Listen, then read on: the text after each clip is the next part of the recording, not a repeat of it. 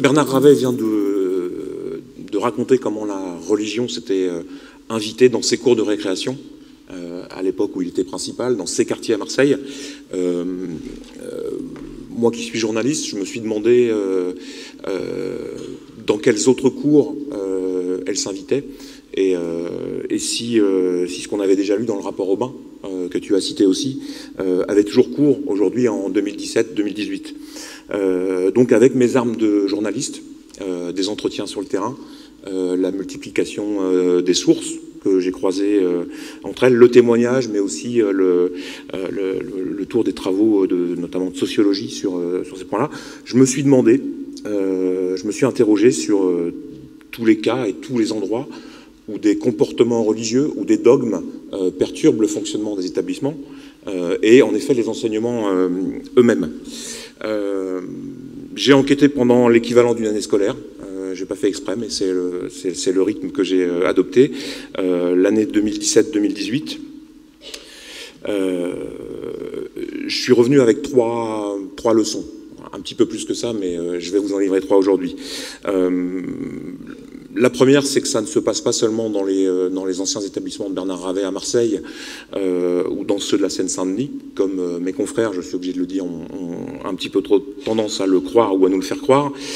J'ai trouvé des cas d'incidents perturbants dans toutes les académies, dans tout type d'établissement. Et là où les plus aguerris des enseignants que j'ai rencontrés se souvenaient qu'à la fin des années 90, si on était enseignant en filière pro, dans des banlieues difficiles, oui, on était confronté à ces soucis, mais qu'on ne l'était jamais ailleurs, ou presque pas. Aujourd'hui, ils constatent que la carrière aidant, ils ont évidemment rejoint des établissements plus proches du centre-ville, et que ces questions les ont en quelque sorte suivies. Je suis allé dans des grandes villes et leurs banlieues, je suis allé dans des petites villes, je suis allé dans une sous-préfecture de l'Ariège, dans les banlieues de Bordeaux, dans le nord de la France. Il y a un constat que je ne peux pas dire général, mais inquiétant à mon sens, et au sens de tous les enseignants qui m'ont parlé, sur la fréquence et la recrudescence de ces incidents. Ces incidents sont aussi plus précoces. On a aujourd'hui des soucis avec des élèves de l'école primaire, avec des élèves de l'école maternelle, sur des questions de refus d'enseignement ou de refus de se conformer, par exemple, à la mixité dans certains enseignements. Ces comportements sont aussi plus agressifs, au sens où il y a aujourd'hui plus souvent, me disent les enseignants, des pressions qui sont exercées par des élèves qui souhaitent observer telle ou telle obligation sur ceux qui préféraient ne pas le faire. Ça se manifeste notamment à l'heure du déjeuner à la restauration scolaire. Un phénomène fréquent, plus précoce et plus agressif, ça veut dire que c'est mon deuxième point, ma deuxième leçon pour les enseignants. Et j'ai sous-titré « Les profs face aux cassettes de la laïcité ». Lisez derrière les profs l'ensemble des adultes qui interviennent dans un établissement scolaire, depuis le chef d'établissement jusqu'au dernier surveillant contractuel, en passant par évidemment l'encadrement, les enseignants, mais aussi le personnel de la restauration scolaire, le personnel d'entretien qui est souvent aux premières loges des incivilités et des difficultés sur ces points. Pour tous ces gens-là, la question est quotidienne et touche souvent à l'absurde. On l'a encore vu avec le réveil du feuilleton sur le port de signes religieux ostensibles par les accompagnateurs de sorties scolaires. Les textes sont fort peu clairs, les instructions sont contradictoires, les déclarations politiques et le débat parlementaire ont été confus. Mais chaque jour, la question se pose pour les enseignants qui organisent des sorties. La parole des enseignants et des gens sur le terrain, c'est à elle que j'ai voulu rendre hommage et que j'ai voulu livrer dans ce livre. Elle est trop peu entendue à mon avis. Alors, un phénomène quotidien, oui, dans la gestion des établissements. Je vais passer rapidement. Je ne vous raconte pas tout ce qui se passe à la grille le matin, comme disent les enseignants. La chasse aux bandeaux dans les cheveux qui sont trop larges et qui souhaitent ressembler encore à un voile. L'absentéisme celui qui n'est pas prévu par les textes pour certaines fêtes ou pour se rendre sur les lieux de culte. La cantine, je viens d'en parler.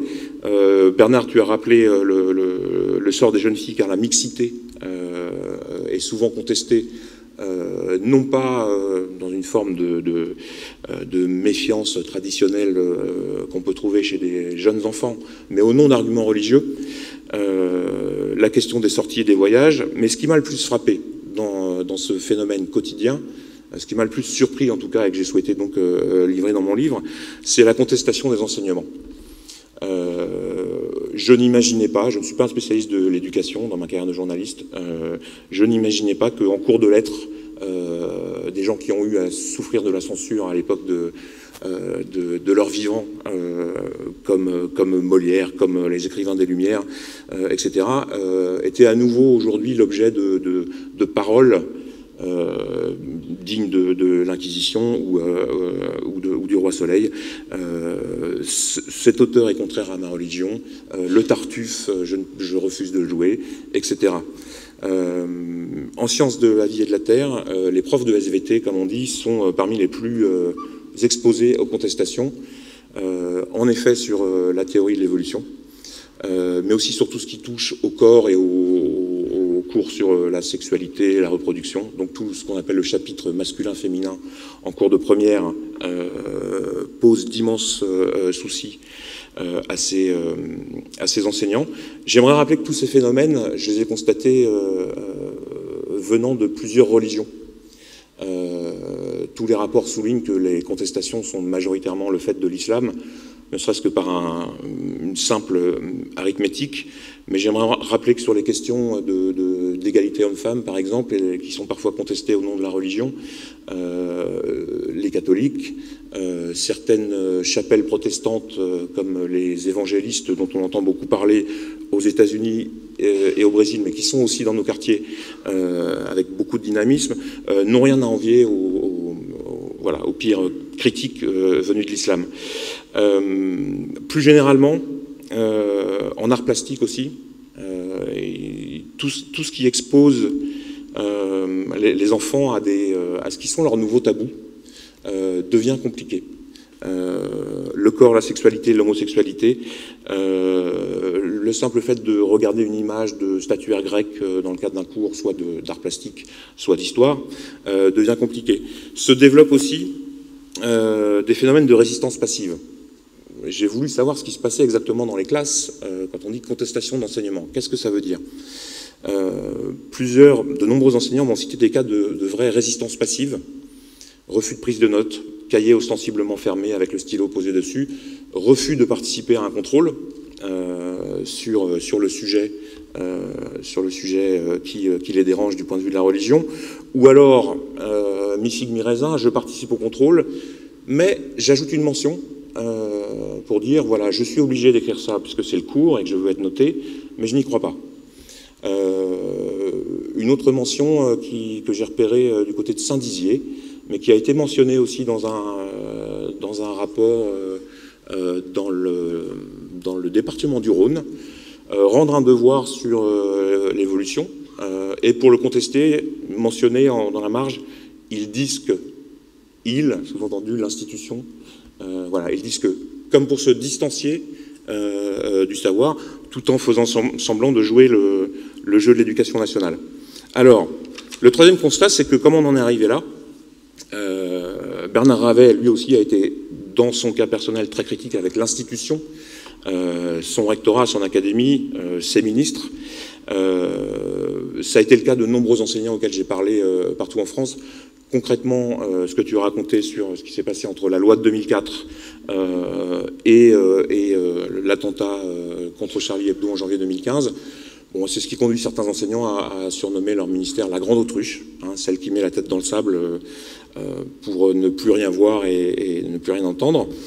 Le rapport Aubin a été jugé caduc en effet en 2005 au motif que la loi interdisant les signes avait été votée comme si elle allait tout résoudre, et finalement on s'est intéressé à ce que, peut-être un petit peu trop, à ce qui était porté sur les têtes et pas assez à ce qui circulait à l'intérieur des têtes.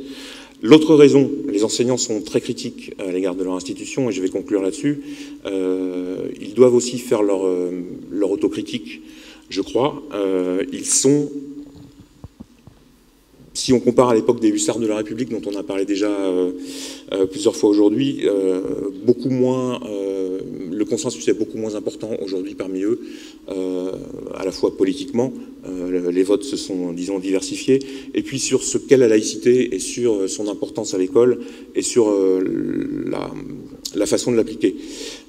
Un exemple pour terminer sur ce point très précisément, en 2016 je crois, dans une école primaire, une classe de CP de l'Académie de Montpellier, l'enseignant, dans le cadre d'une activité, fait dessiner aux enfants des dieux grecs. Plusieurs enfants, donc de 6 ans, on est au CP, refusent avec des arguments religieux. Ce n'est pas notre Dieu, on n'a pas le droit. Une formatrice de cette académie, donc chargée de former de futurs enseignants et futurs encadrants de la vie scolaire, choisit de faire de cette histoire un cas d'école pour ses stagiaires, futurs enseignants, en leur disant « si cela se produit dans votre classe, qu'allez-vous faire ?» Un tiers de ces stagiaires, c'est totalement empirique, hein, c'est évidemment pas scientifique, mais un tiers de ces stagiaires lui font la réponse qu'elle attend.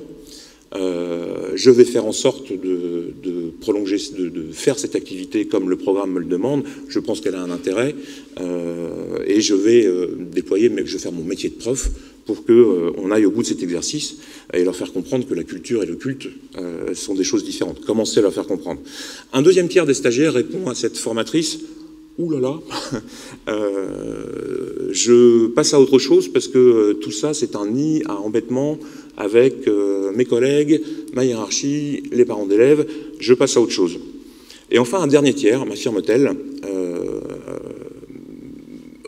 renonce à l'activité de dessin, non pas en disant courage fuyons, mais en disant c'est leur culture, ils ont le droit de refuser des dieux à l'école, de dessiner des dieux grecs à l'école de la République, puisque il faut respecter leurs convictions. Il y a eu un électrochoc en janvier 2015, beaucoup d'enseignants, même les plus concernés par ces questions, se sont aperçus de choses que peut-être ils n'avaient pas voulu voir, la violence des réactions dans beaucoup de classes, beaucoup plus que ce que l'institution a dit à l'époque, leur a fait ouvrir les yeux, semble-t-il, a fait ouvrir les yeux à beaucoup de monde. Donc l'omerta qu'on a décrite, que Bernard a décrite, que j'ai constaté aussi, semble céder le pas à une forme de prise de conscience. Il est peut-être un petit peu trop pour le dire, il y a un effort de formation aux questions de laïcité aussi qui est en cours, qui avait été totalement négligé. Énormément de profs m'ont dit, moi le 8 janvier 2015, je me suis aperçu que j'ai employé le mot laïcité pour la première fois dans ma classe, après 20 ans de carrière.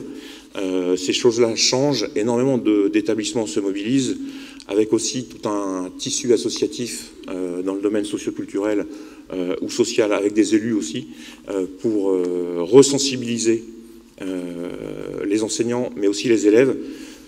J'ai constaté autre chose dans cette enquête, c'est que je ne sais pas si l'école forme encore des petits républicains, mais il est certain qu'elle ne forme pas des petits partisans de la laïcité. Il est à peu près certain que une grande majorité des élèves la voient comme une contrainte dirigée contre la religion en général et l'islam en particulier, et qu'il serait assez urgent en fait de s'occuper de ça. Merci.